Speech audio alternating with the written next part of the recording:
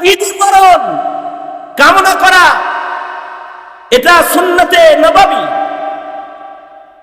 তাকবীর দেন না একজন একজন।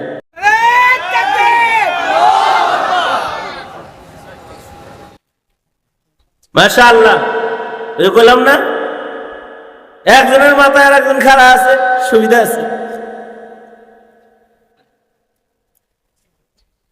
এদিকে মজলুম আলেম দ্বীন হযরতুল আল্লামা মুফতি সাখাওয়াত হোসেন রাজি দামাত বরকাতুহুম তশরীফ এনেছেন। আলহামদুলিল্লাহ, চিল্লা এখন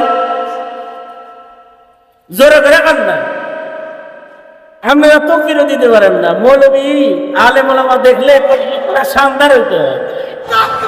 আল্লাহু আকবার, জিন্দাবাদ জিন্দাবাদ। এই শোন, এই যে আমি আমার আলোচনা শেষ করি, আগে সংক্ষেপে শেষ করে দিতে হইব। সেটা হলো আফজাল মাইয়িত হওয়া, এটা ভাগ্যের কারবার। যদি আফজাল মাইয়িত কেউ হইতে না পারে, শহীদ যদি হইতে না পারে, তাইলে সালেহীন এরা বিনা হিসাব জান্নাতে যাবে। হাকিমুল উম্মত মুজাদ্দিদুল মিল্লাত আশরাফ আলী থানভী রাহমাতুল্লাহ আলাইহি বলেছেন, সালেহীন হওয়ার জন্য একমাত্র রং হলো সাহাবী রং। সাহাবী রং যারা ধারণ করবে তারা সালেহীন। সাহাবীদের ভিতরে আলেম ছিল, সাহাবীদের ভিতরে হাফেজ ছিল, সাহাবীদের ভিতরে দুধ দহনকারী মুজুর ছিল, সাহাবীদের ভিতরে বিকলাঙ্গ ছিল। যেমন আমাদের ভিতরে বিকলাঙ্গ আছে, আন্ধা আছে, গরিব আছে, ফকির আছে। নবীর সাহাবীর সোয়া লাখ জামাতের ভিতরে শিক্ষিত আছে, অশিক্ষিত আছে। সাহাবীদের জামাতের ভিতরে কালা আছে, সাদা আছে। কোন কালা যদি ভালো কালা হইবার চায় তাহলে বেলালকে ফলো করবে। কোন সুন্দর যদি ভালো সুন্দর হতে চায় দেখবে কালবিকে ফলো করবে। কোন আলেম যদি ভালো আলেম হতে চায় তাহলে ইবনে আব্বাস, ইবনে মাসউদকে ফলো করবে।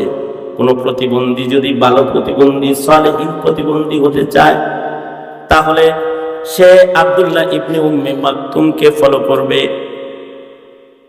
এভাবে করে যদি কোনো সাধারণ কৃষক সাহাবী যদি দামি হতে চায়, খেজুর বাগানে কাম করে কিন্তু দামি হতে চায়, তাহলে আব্দুল্লাহ বিন যায়েদ বিন আব্দে রাব্বিহি কে ফলো করবে।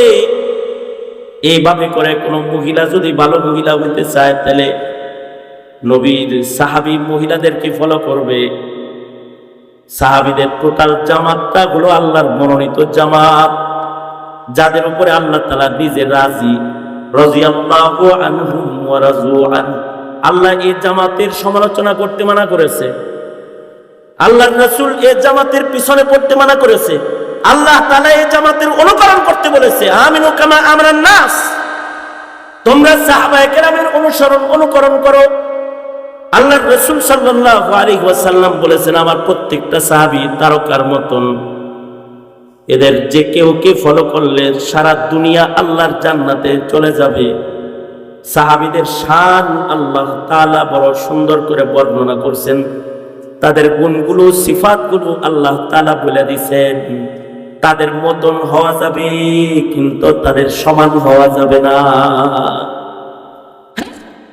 উম্মতের ভিতরে কিছু মানুষের ভিতরে সাহাবীদের মতন রং আসা সম্ভব, কিন্তু নবুয়ত যেমন লাসানি আর হবে না, সাহাবিয়ত লাসানি, সাহাবী আর কেউ হইতে পারবে না। সুতরাং রঙের মানুষ কোনোদিন আশিক সমালোচনা করা চলে না। তুমি নিজে রঙিয়া মেড ইন জিনজিরা আর তুমি মেড ইন জাপানের সমালোচক হও, তোমার ইমান থাকবে না, ইমান নষ্ট হয়ে যাবে। এ কারণে আহলুস সুন্নাতি ওয়াল জামাত সাহাবী সমালোচক যারা, তাদের থেকে নিজেরা নিরাপদ দূরত্ব বজায় রাখে। কথা হলো একটাই, বিচার ছাড়া জান্নাতে যাওয়ার লাইন ধরতে হইব। নবী হওয়া যাবে না, সিদ্দিক হওয়া যাবে। সিদ্দিক হওয়া বড় কঠিন, এর জন্য আকলে কামেল, ইলমে কামেল, ফাহমে কামেল এবং সাধনা কামেল কইরা সেই মাকামে পৌঁছা সবার জন্য সম্ভব হয় না, কঠিন।